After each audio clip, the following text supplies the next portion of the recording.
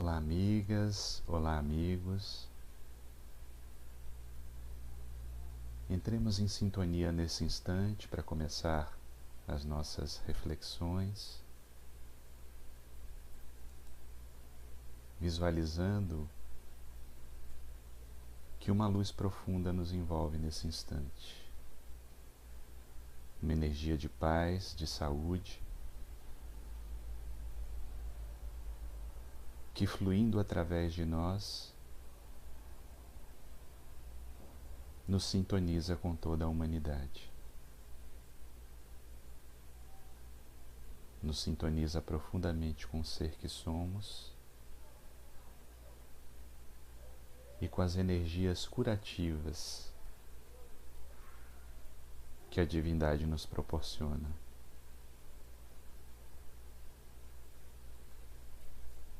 E nos sentindo irmanados com essa luz,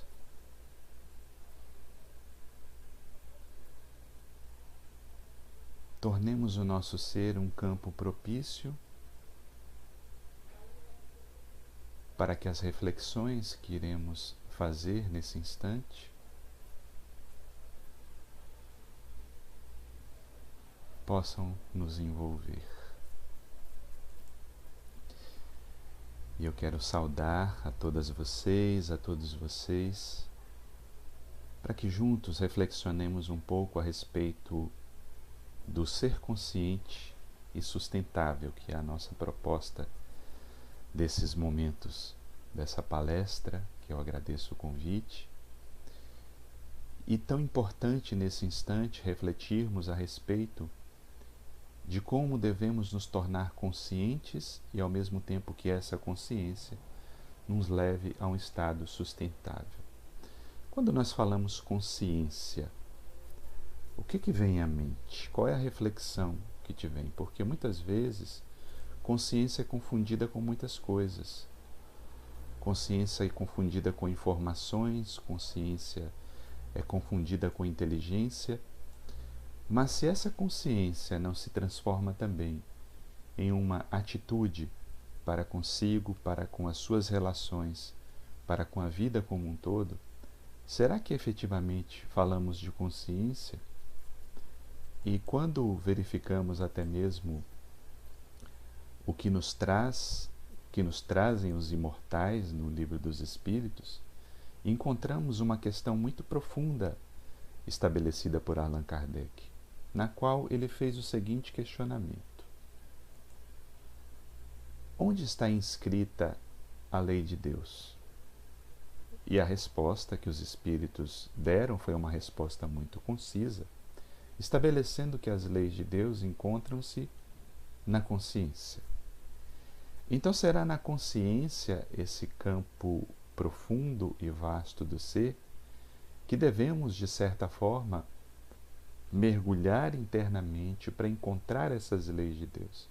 Somente que, quando eles dizem consciência, não quer dizer que essas leis já se tornaram conscientes no sentido de se transformarem em uma atitude para com a vida. E esse muitas vezes é o ponto. Muitas vezes essas leis inscritas na consciência profunda, elas não são acessadas. Construímos uma persona, construímos máscaras na personalidade que nos afastam da vivência profunda dessa consciência. E por isso mesmo, vemos o resultado que acontece nas nossas vidas individuais e na humanidade como um todo. Nos perdemos de nós mesmos, nos desconectamos de nós mesmos. E esse é um ponto muito delicado da nossa caminhada espiritual, porque a nossa inconsciência está gerando consequências muito graves para o planeta. E enquanto não modificarmos as nossas atitudes, essa inconsciência que se estabelece nas nossas ações vai gerando consequências muito graves, como as que vemos atualmente. O planeta, na sua condição de natureza, está sendo devastado. As relações humanas apresentam altos índices de violência, de injustiça social, de psicopatologias graves, demonstrando que homens e mulheres que caminharam profundamente e avançaram nas ciências, na tecnologia, não conseguiram avançar moralmente. E isso mostra o quanto ainda somos imaturos.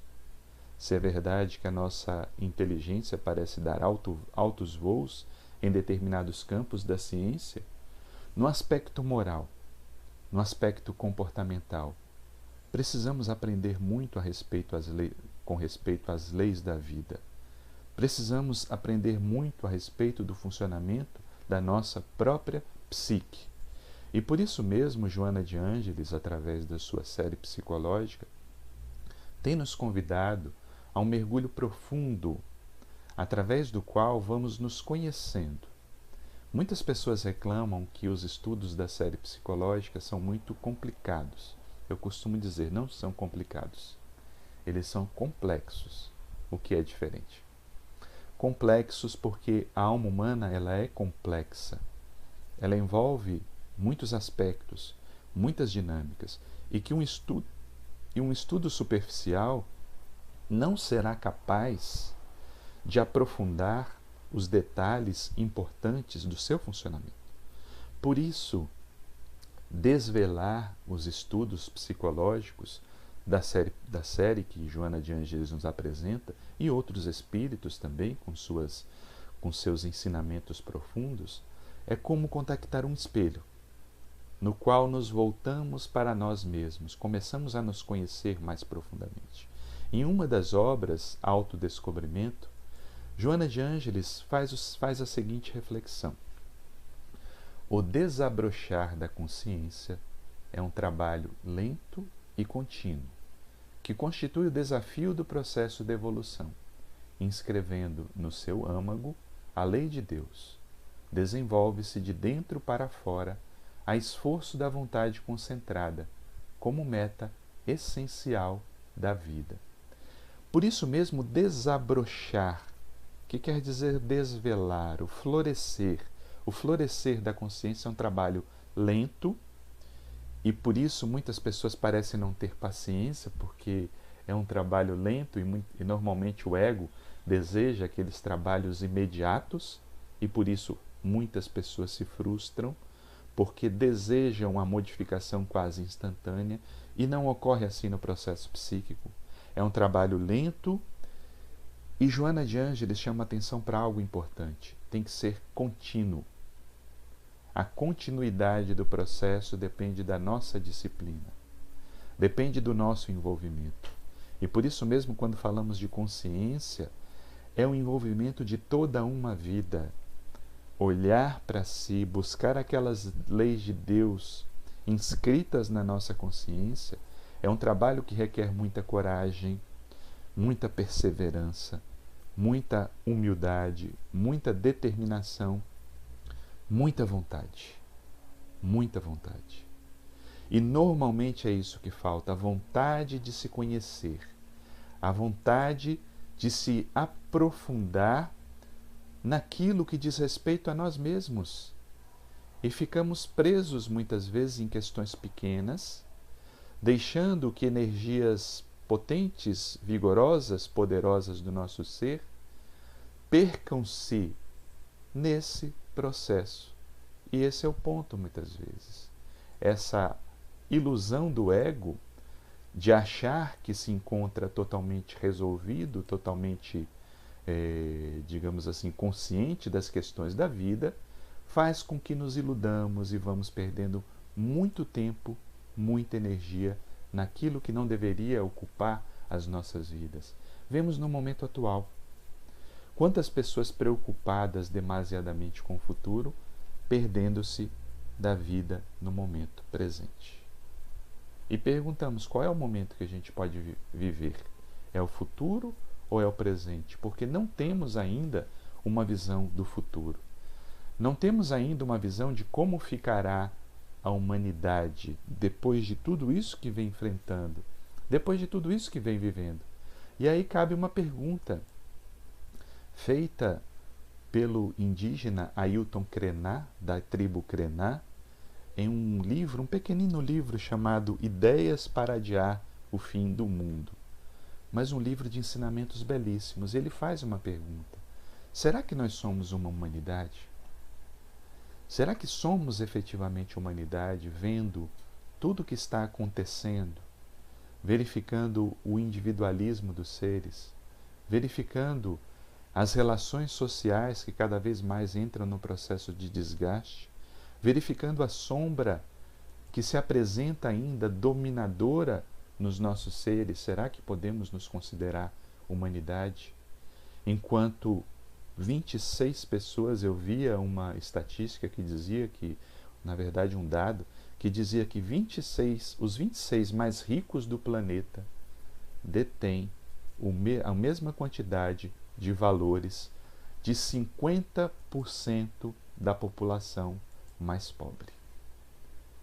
E aí nos cabe a reflexão de verificar se somos efetivamente uma humanidade, ou se estamos nos perdendo no nosso caminhar, se estamos nos perdendo na nossa jornada.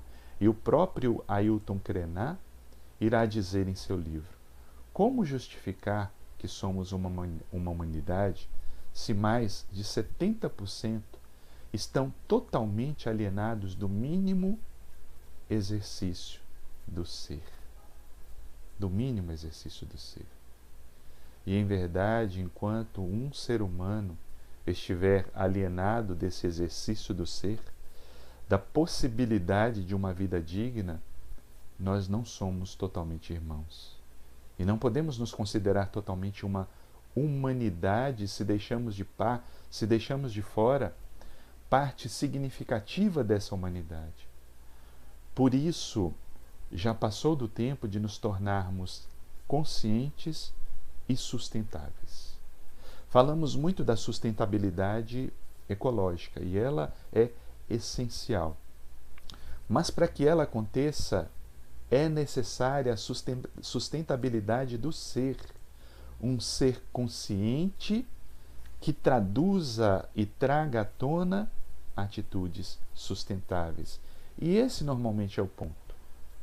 Qual foi o ponto que nós perdemos e deixamos passar na humanidade e que as nossas vidas se transformaram num acúmulo de coisas? E perdemos a conexão com o planeta. Perdemos a conexão das matérias das quais somos feitos, porque somos feitos de matéria do planeta, como bem apresenta o jornalista e ambientalista André Trigueiro em uma das suas obras, uma bela obra, Espiritismo e Ecologia. Eu não sei se dá para vocês verem, deixa eu só tentar ajustar aqui a imagem. Agora eu acho que vai ficar melhor para ver. Deixa eu ver aqui. Deixa eu testar. Isso. Acho que ficou melhor agora. Somos feitos rigorosamente dos mesmos elementos que constituem o planeta. A palavra homem, de onde vem humanidade, tem origem no latim humus.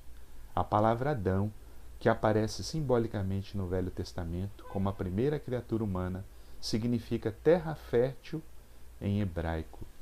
E vejam esse simbolismo. Homem, que vem de humus, que vem de terra.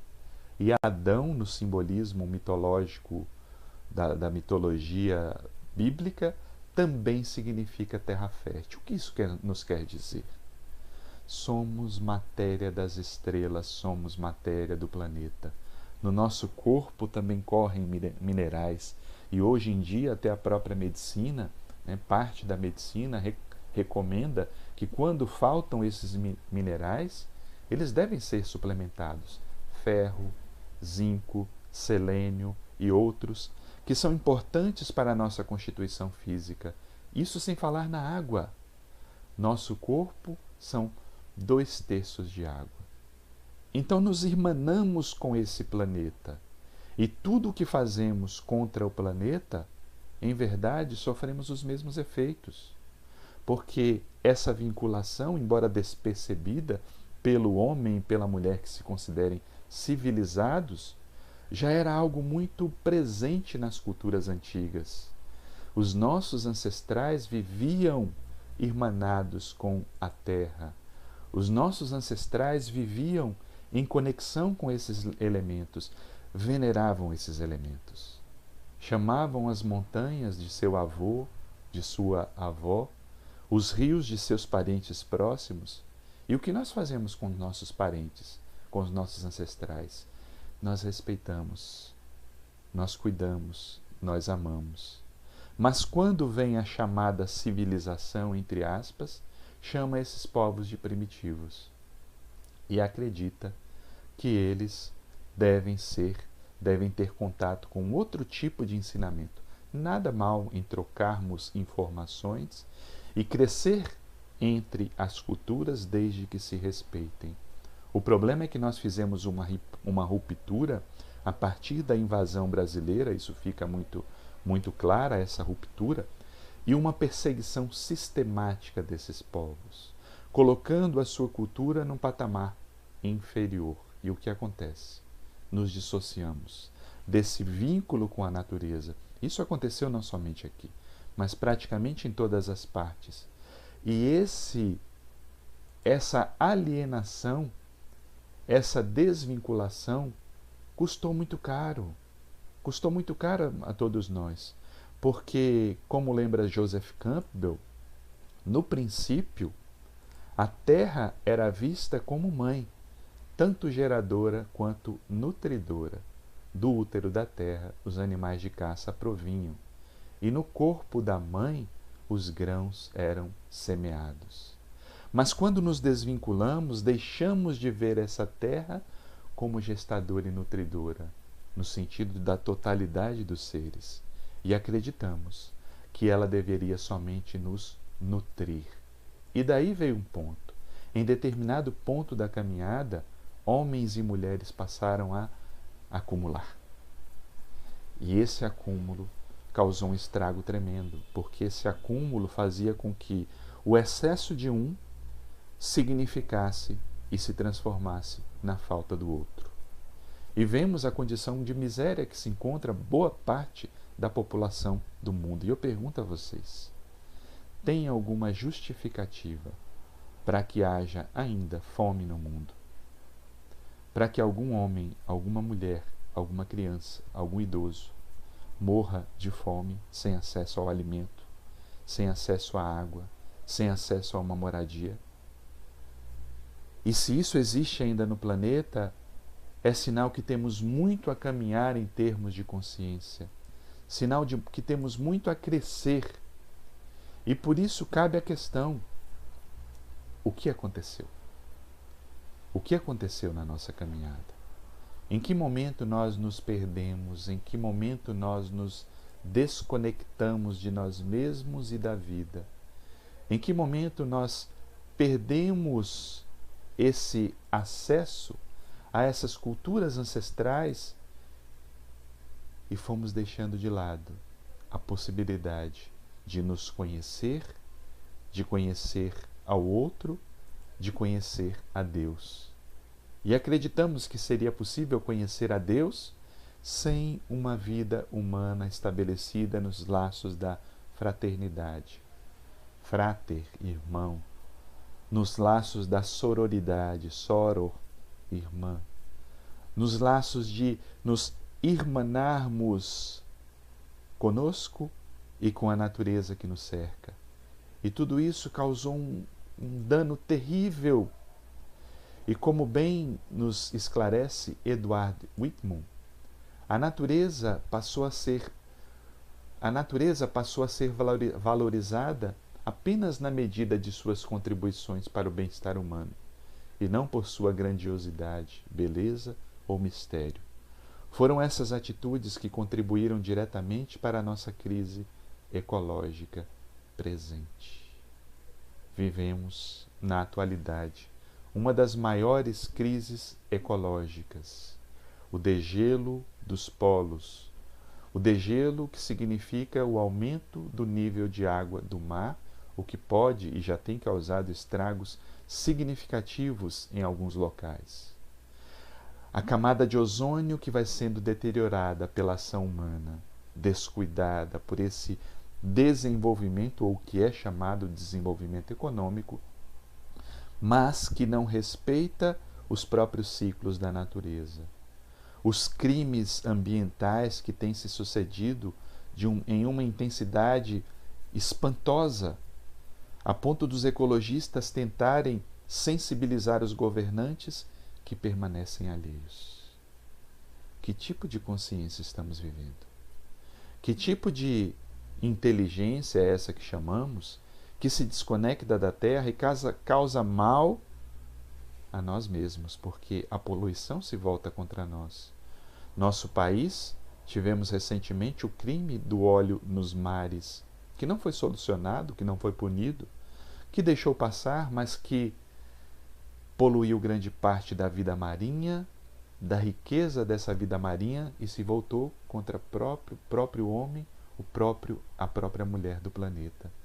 As queimadas nas florestas, as queimadas criminosas, os inseticidas em excessos, os agrotóxicos, centenas deles lançados nos solos e que contaminam o lençol freático dessa água que se volta contra o próprio humano.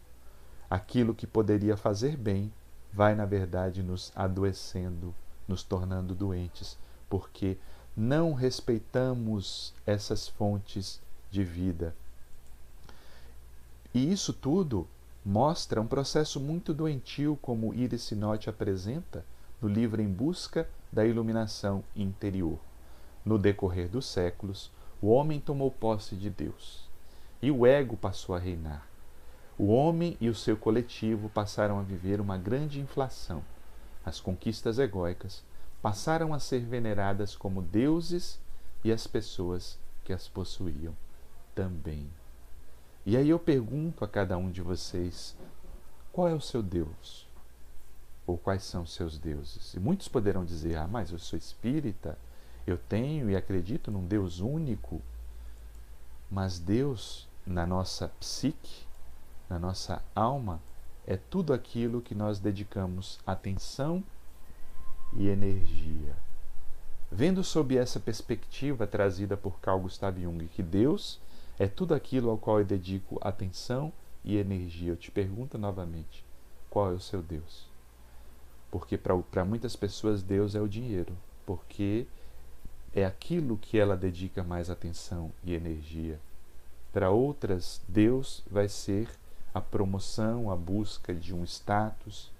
Para outras vai ser uma vinculação apaixonada, seja com uma pessoa, seja com um clube, uma agremiação, um partido político, vai ser o seu Deus, porque é o que ela dedica mais atenção e energia. E vamos criando novos deuses no lugar onde deveria estar a própria divindade. E qual é a consequência de tudo isso? Whitman nos aponta essa consequência. Em consequência disso, nosso meio ambiente está envenenado. Os recursos naturais quase esgotados. Os ciclos ecológicos interrompidos e desfeitos. E os poderes diabólicos das máquinas nos ameaçam. Nosso meio ambiente está envenenado. E muitas pessoas poderão dizer, nossa, que terrível, né? A natureza envenenada. Não. Nós não podemos nos dissociar da natureza. Somos nós que estamos envenenados. Envenenando, nós nos envenenamos, porque toda essa força, somos matéria das estrelas, somos parte do planeta, tudo isso se volta contra nós mesmos, a nossa própria ação. Ao descuidarmos das fontes do planeta, estamos nos descuidando. E tudo isso em nome do quê?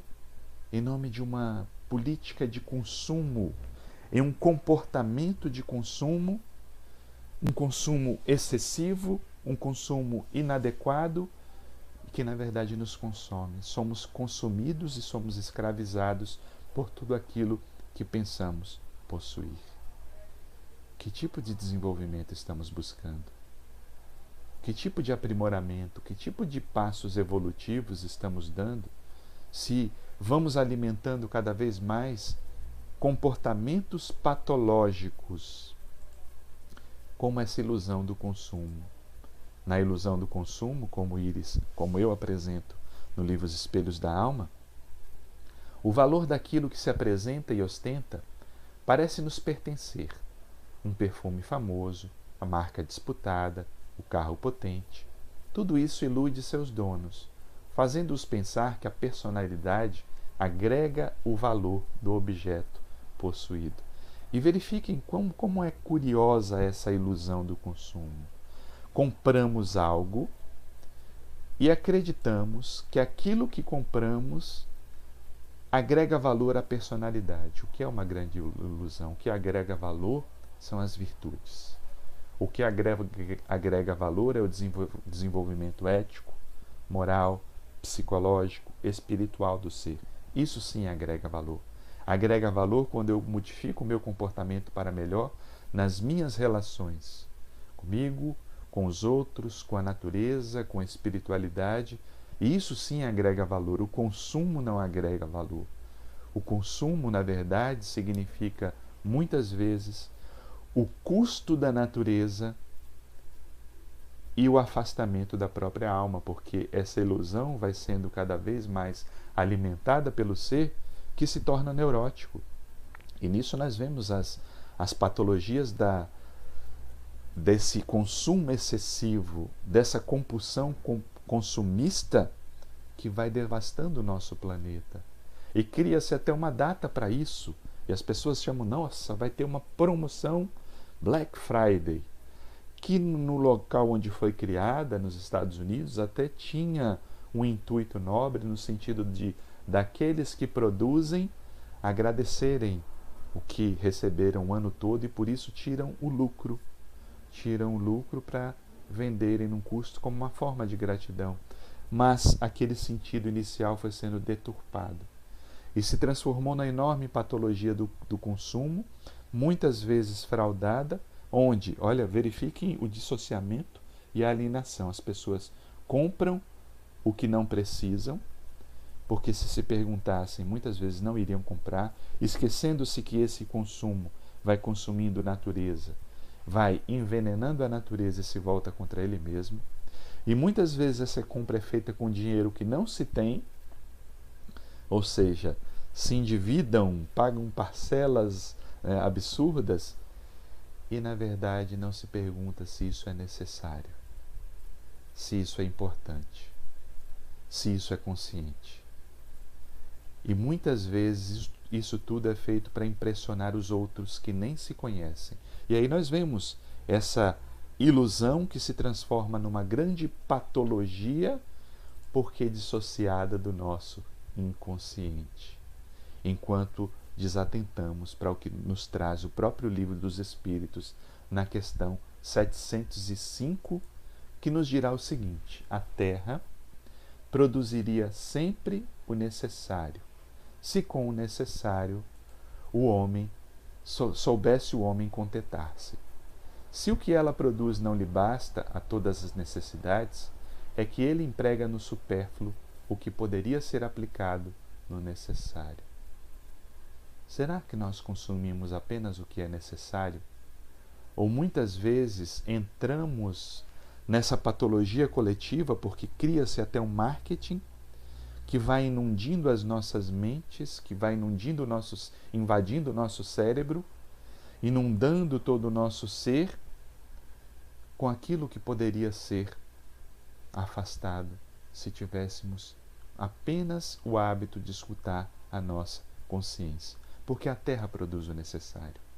E o grande problema é o egoísmo que nos entramos, que nos adentramos e vai alimentando outros desvios morais, a vaidade, o orgulho e tudo mais que afasta o ser humano de si mesmo. Então o problema não é da Terra, a Terra tem o necessário para o nosso sustento. A Terra possui tudo o que é preciso para que tenhamos uma vida digna, uma vida nobre. Mas por que nos afastamos de nós mesmos? Por que nos afastamos da conexão com a espiritualidade? Por que nos afastamos da conexão com o nosso próprio ser? Tudo isso se transforma numa grande patologia. A patologia de vidas vazias. E tudo isso vai alimentando também o próprio olhar econômico do ser humano. E passa a se chamar desenvolvimento tudo aquilo que destrói a natureza. E as falas que vemos das propostas de crescimento são: o país tem que crescer, porque tem que gerar empregos. Claro, claro que o trabalho é importante, claro que o emprego é importante, mas eu pergunto, se esse emprego está gerando desequilíbrio, ele não tem que ser repensado? Se essa forma da economia se desenvolver significa envenenamento, significa doença, significa muitas vezes colocar pessoas trabalhando em mãos de obra escrava, porque infelizmente isso acontece. Podemos chamar isso de crescimento e desenvolvimento? Ou é apenas mais uma patologia criada e alimentada a partir da nossa dissociação de nós mesmos, a partir da nossa consciência? E como chama a atenção Rutger Dawkins, nessa obra fantástica, Qual é a Doença do Mundo? A ideologia do crescimento econômico é uma espécie de estratégia cancerígena para o planeta. Está à mercê do mesmo círculo vicioso do câncer, que no estágio inicial, do ponto de vista puramente biológico, realiza uma espécie de conceito de sucesso, que, no entanto, está condenado ao fracasso. E olha como ele compara um câncer. O que é o câncer, né? Claro, falando de uma maneira muito simplória. Senão crescimento desordenado das células que ocasiona tumores. E é isso que nós temos visto.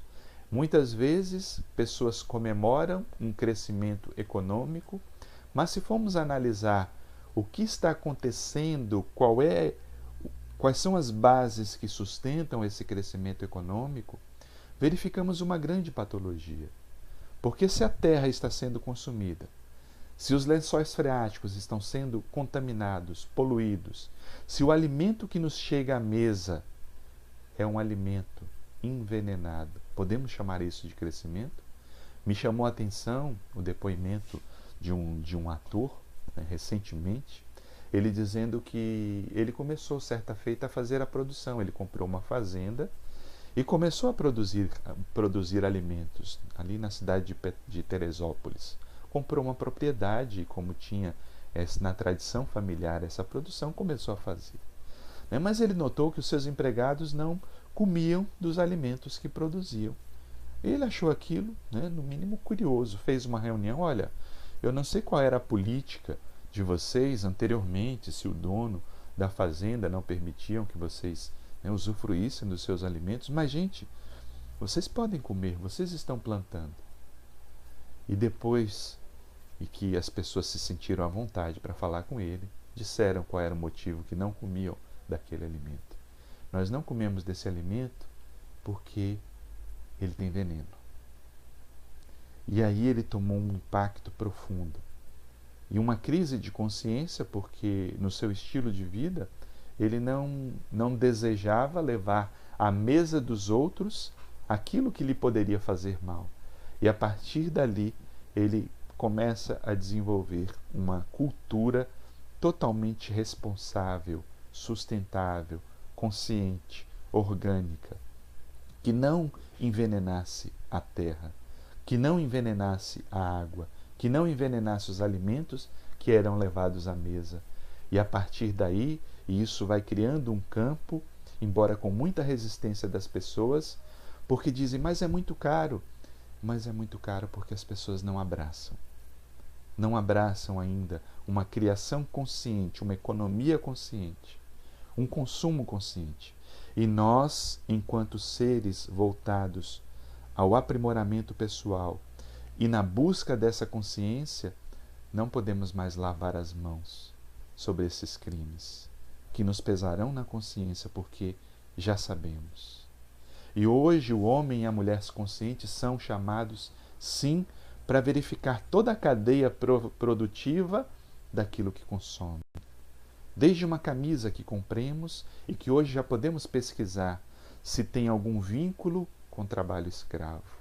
Hoje em dia, felizmente, as modernas tecnologias oferecem isso. Se de um lado oferecem conteúdos sombrios, por outro, também oferecem a possibilidade de contactarmos e verificarmos se as empresas estão efetivamente cuidando do planeta e começamos a investir naquilo. Me chamou a atenção, certa feita, eu trabalhei em banco durante algum tempo e uma cliente queria fazer um investimento. E ela me fez uma pergunta curiosa. Essas carteiras de investimento, elas colocam dinheiro em quais empresas? E aquilo me deixou muito feliz, porque mostrava alguém consciente que estava preocupado e preocupada do que ela estava alimentando a partir do seu investimento monetário. E esse é um exemplo de consciência, porque estamos preocupados com a vida como fazemos isso, quando fazemos isso, como nos ensina Leonardo Boff. A vida, essa floração maior do processo da evolução, hoje está ameaçada. Por isso a urgência de cuidar dela verifica-se por causa da agressividade do processo industrial e consumista. Uma erosão. Deixa eu voltar aqui. Verifica-se por causa da agressividade do processo industrial e consumista uma erosão fantástica da biodiversidade. Cada ano desaparecem milhares de seres vivos, nos quais talvez estivesse a fórmula secreta que nos curaria do mal de Parkinson, do mal de Alzheimer, da AIDS e do câncer, entre outras doenças. E isso é profundamente grave. Não nos damos conta de que, ao desvastar a natureza, ao envenenar a natureza, ao poluir a natureza, estamos nos voltando contra nós mesmos, perdendo a oportunidade da cura.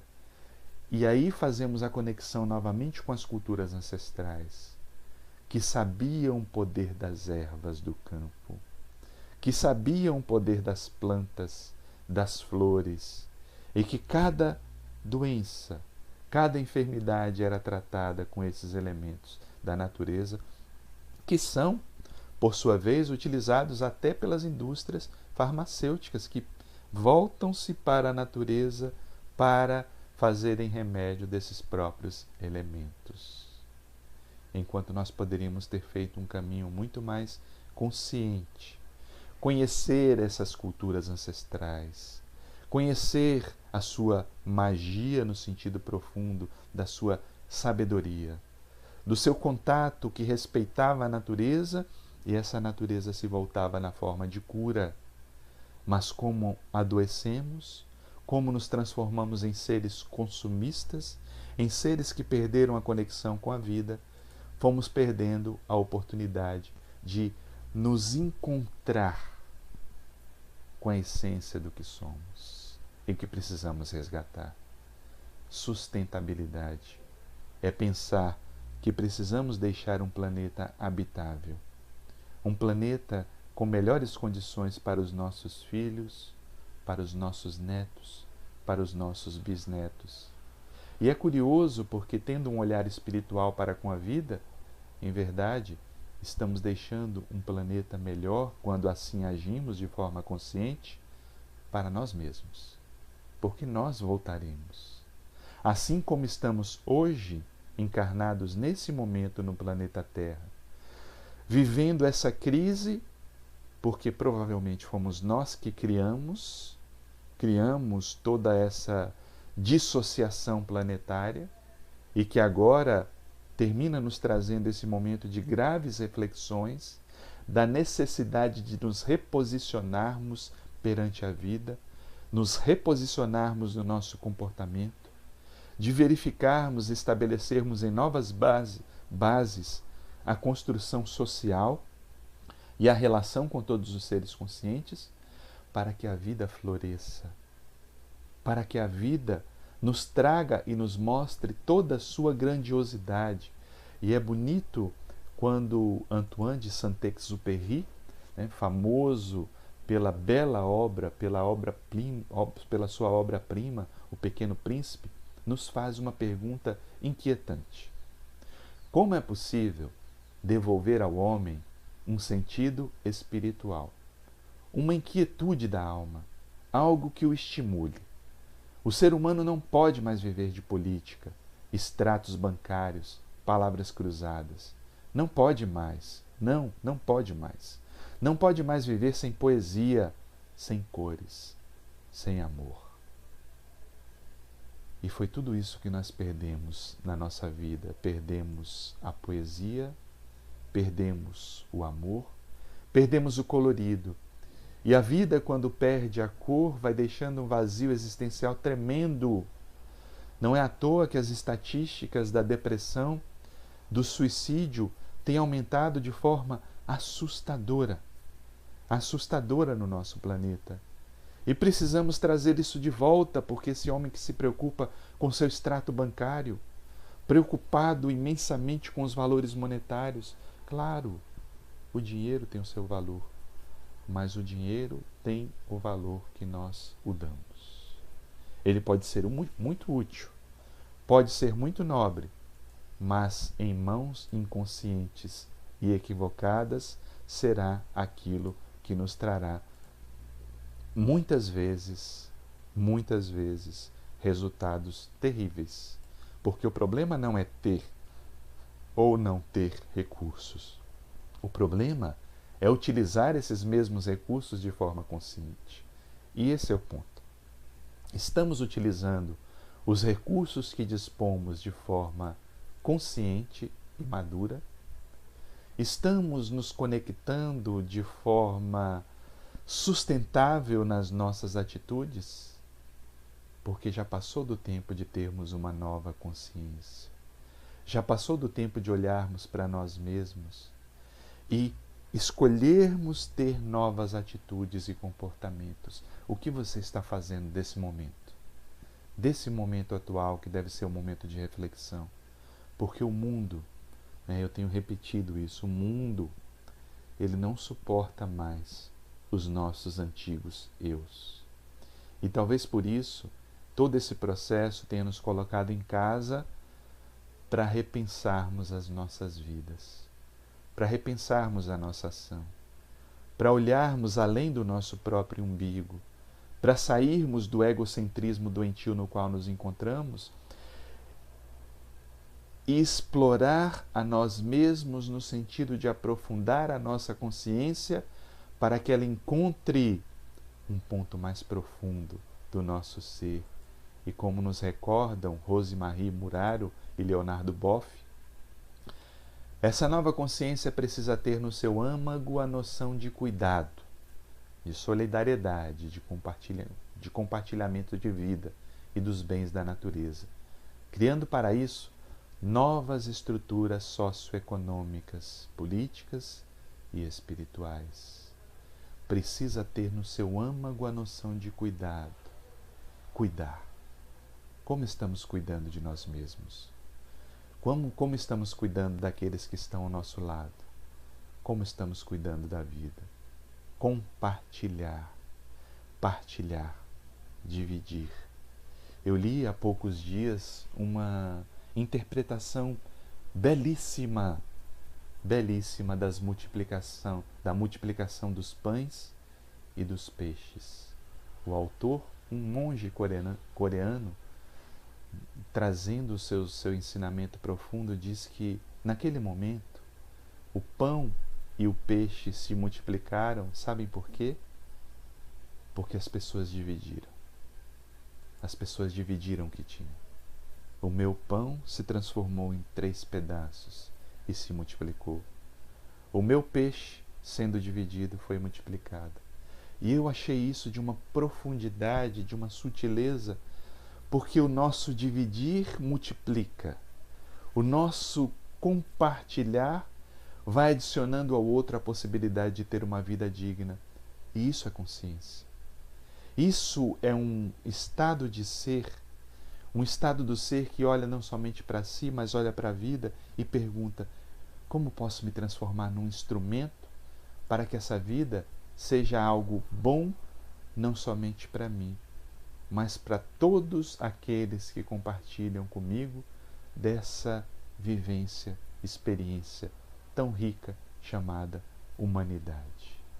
Por isso, Frijo Capra chama a atenção em seu livro Ponto de Mutação, que precisamos, pois, de um novo paradigma, uma nova visão de realidade, uma mudança fundamental em nossos pensamentos, percepções e valores.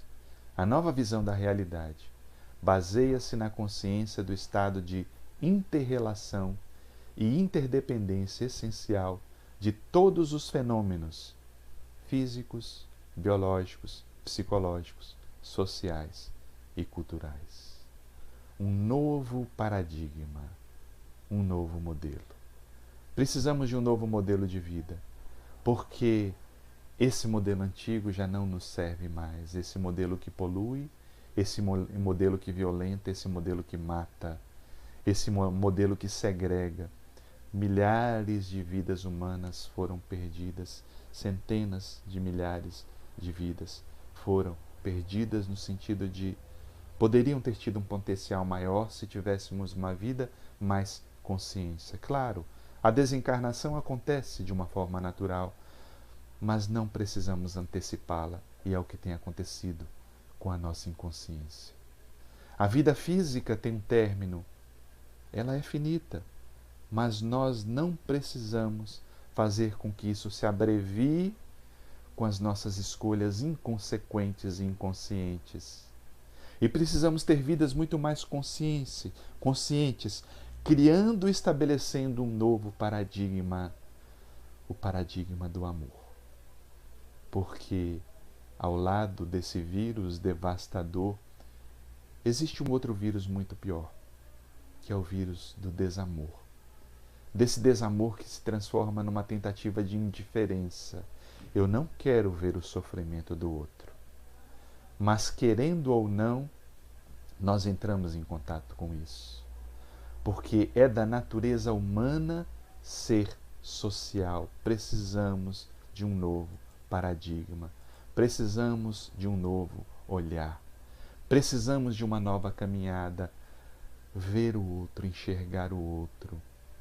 E uma tribo africana tem essa forma de saudação com aqueles que se apresentam. E eles dizem, eu te vejo. E o outro responde, eu estou aqui. Eu te vejo. Precisamos nos ver mais. Precisamos nos sentir mais. E talvez esse afastamento dos contatos sejam para valorizar mais esses momentos de troca, nos quais eu posso te ver, nos quais eu posso te tocar, nos quais eu posso trocar essa energia amorosa, criando uma forma de contágio não negativa, mas positiva, que é a corrente do amor, que deve se estabelecer e fazer com que adentremos pela evolução consciente e sustentável, porque a evolução do cosmos depende da individuação de cada um de nós. Isso é um destino bem elevado, influenciado pela sina e compromissos cotidianos. O que ganhamos quando deixamos a acomodação de lado é uma oportunidade para a transformação da energia em algo totalmente único, que é o indivíduo. E é interessante quando pesquisamos a origem da palavra indivíduo, que quer dizer não dividido. Não podemos mais estar divididos. Não podemos mais estar separados, desconectados. Reconectar-se conosco. Talvez esse seja o principal ensinamento desse momento. Nos reconectarmos com a vida. Nos reconectarmos com a essência do que somos. Para que a partir desse momento nos reconectemos com os outros. Nos reconectar com os outros com laços de afetividade, amorosidade. E essa reconexão também traga de volta o nosso convívio saudável com a natureza. A Mãe Natureza, Gaia, Pachamama, na origem ancestral, como é também conhecida e chamada, que é um organismo vivo, como já nos apresentam muitos autores. Gaia é um organismo vivo e merece todo o nosso respeito. E o planeta tem dado lições belíssimas nesse período de distanciamento social. A flora, a fauna voltando a surgir, às vezes com animais considerados instintos, mostrando que a vida floresce e que a nossa atitude vai trazendo de volta a possibilidade de consciência. E aí recordamos o belo ensinamento do Livro dos Espíritos quando diz que a lei de Deus está inscrita na nossa consciência.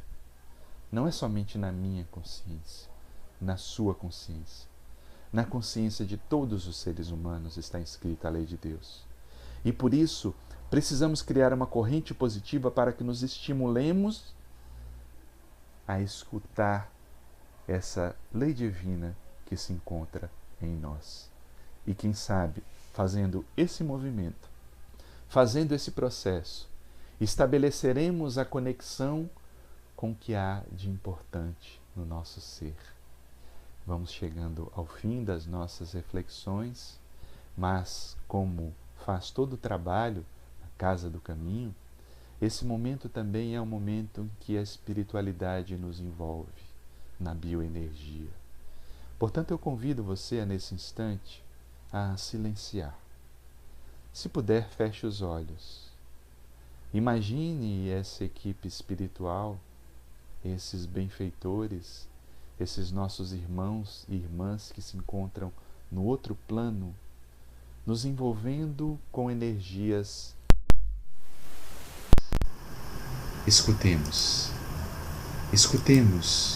a música da espiritualidade. Escutemos essas vozes internas nos convidando para a harmonização, nos convidando a nos tornarmos conscientes de nós mesmos, nos convidando a nos reconectar com as fontes da vida e com todos os seres. Deixemos que essa energia nos envolva, nos preencha, energize a nossa água, energize os nossos seres. E peçamos a Deus, a força divina, que nos abençoe. Nos abençoe a todos. Nos renove não somente na saúde do corpo, mas também na saúde da alma. Agradeçamos a esses irmãos e irmãs espirituais o bem que tem nos proporcionado.